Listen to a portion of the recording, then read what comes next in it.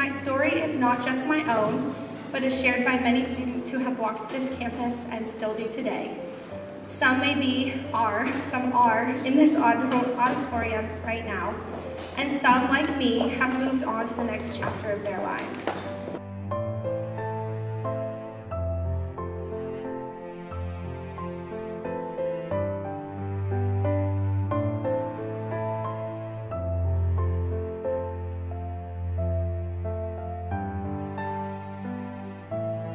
So Frances and I met in our sorority.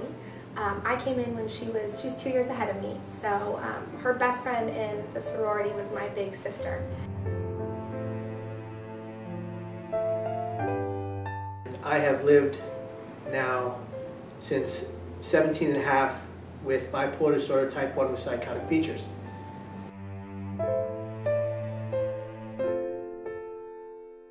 Ever since I was little, I've noticed my dad would drink constantly.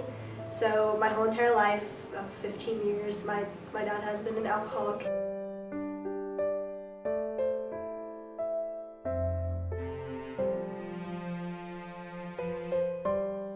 My moods are on two ends of the spectrum. I'm either depressed or mildly manic.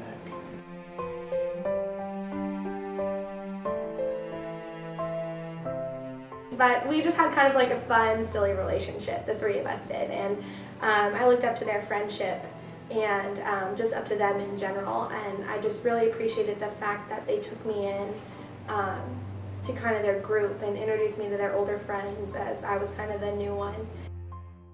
I have terrible manic highs and awful depressive lows. Mixed in with that, I suffer from paranoid delusions, hallucinations, both auditory and visual. And I've been feeling the aspects of depression for about 6 years. And in the fall, it got really bad. And I told my best friend about what I was going through and that I needed his support to help me go to counseling. Initially, I didn't realize who she was talking about. And I kind of put it together finally, and because I just didn't believe it, because Frances is always such a happy person. Plus I've been around my mom's depression, which she's worked very hard to get through, and it's been a hard life, but we've gotten through that. I was able to start going to counseling, and I started feeling a lot better. So I was going to counseling for about 6 months. And then I hit another low, and I was feeling suicidal.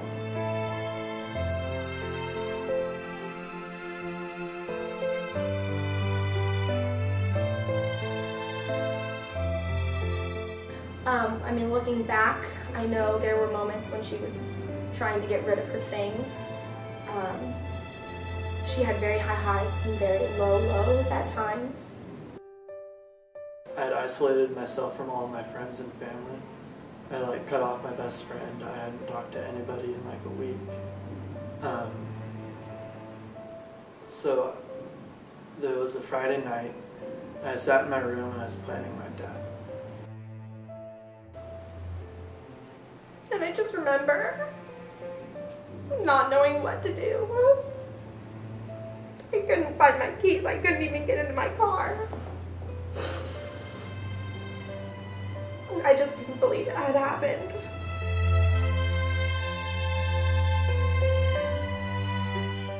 I was planning that after all my roommates went out, that I would wait a couple minutes so that they'd be gone.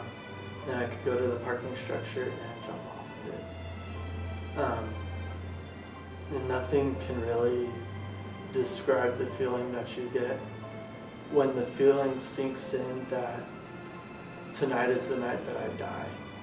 Tonight's the night that I set my plan into action, and tonight I end my life. I got professional help, but I didn't adhere to the treatment that was being suggested or handed in front of me to try to accomplish. I didn't listen. I didn't listen to my parents. I didn't listen to the doctors. I didn't listen to the various clinicians in the field who were saying, Kevin, you have bipolar disorder. This is what you have to do to try to get well.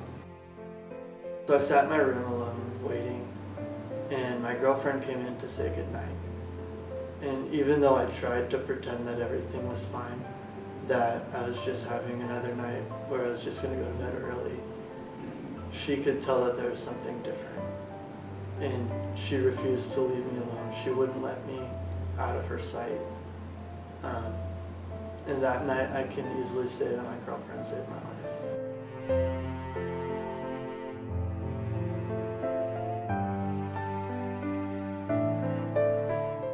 Nobody knew what to say or do.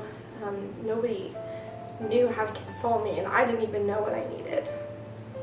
So I was met with a lot of just kind of blank stares and subject changes. I decided that I couldn't take care of my mental illness on my own, that I needed professional help. But all I wanted was for somebody to look at me and ask what was happening and what I was feeling, not change the subject, not just look at me, not just give me a hug, but to take it head on and talk to me about it. I've done the write a letter that you never send to just release those emotions because I don't want to bring anyone else down. So I do that, and then I have a counselor and I talk to her, and that helps, and I talk to my friends and all that things, and that they help me stay positive.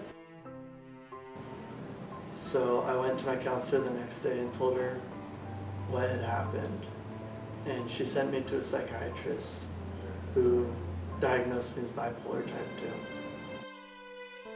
It makes me want to tell my story because I know a lot of other people went through what I did. And I think that people need to know that there are other people out there who know what you're feeling. It might not seem like that at the time because I know that's how I felt until I walked into transitions and spoke to them and walked out. I remember walking out feeling so much relief because I finally found people that would talk to me about it.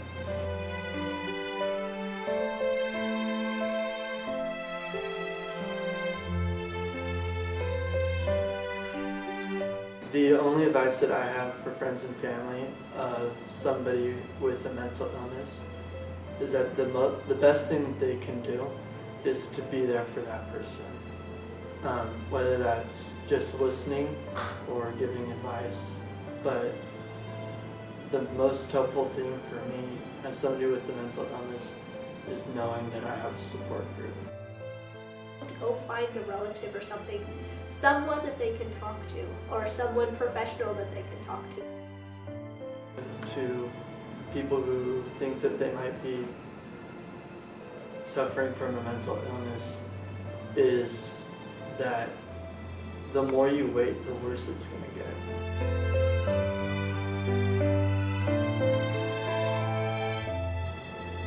It doesn't happen overnight. Nothing I say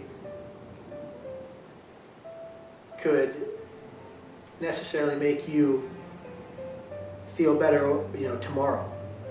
But you can understand that if I can live well with this disease, and if I can never attempt to take my own life again, you, or the person I've been talking to, could never even attempt to begin with. Because you deserve to be here. And we want you here. And there are people in your life that love you dearly and that need you here.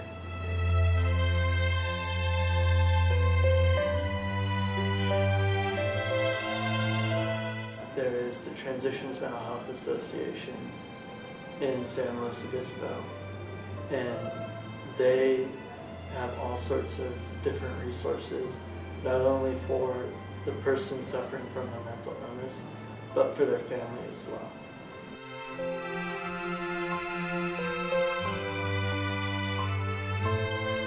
Well, I think students have the idea that they have to have a really serious problem and they have to really be in distress to come see us. And we see a range of students. So we see students who are broke up from a relationship. We see students who want to be in a relationship. We see students who have test anxiety.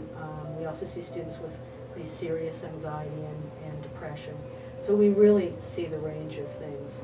We see students who are in the coming out process, who are wondering if they might be gay or lesbian. We see students with family issues, roommate problems, so it's really the range. And so I think sometimes that surprises students. The most powerful resource that I've experienced is the counseling services at Cal Poly. I went in there, they have walk-in appointments, and you just walk in, you fill out some paperwork, and they'll get you with a counselor right away.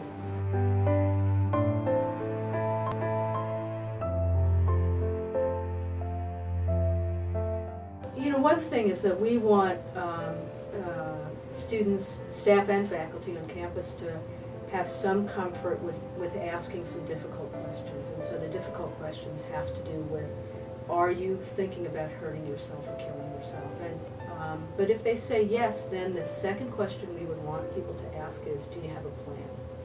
And if the answer to those questions are both yes, then we really want people to take the next step. And so that could be calling us, it could be bringing the person in, and we're happy to see students along with a support person. It could be calling the crisis line. If you call the health center, it's after hours. There's there's an after hours advice nurse line. So there are a lot of options that people have, and we would really want them to reach out.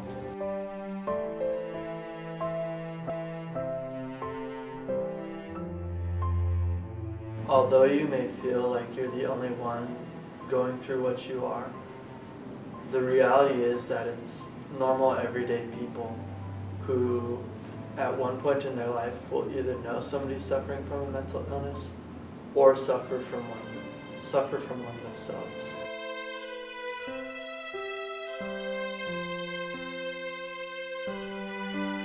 I want to share that, no one out there is alone at all. You are on this planet for a purpose. Maybe you feel you haven't found that purpose yet. I certainly felt I didn't have a purpose. And it's extremely important that you don't wait to get help, whether that help is opening up to your friends or going to counseling services and getting professional help.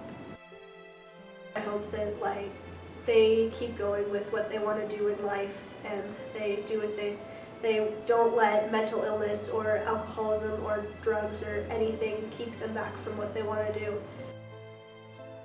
To a person who's sitting in front of me saying that they want to take their own life, I think I would simply say, your life is too pertinent to end it that way. And you can find your purpose if you work hard to get well.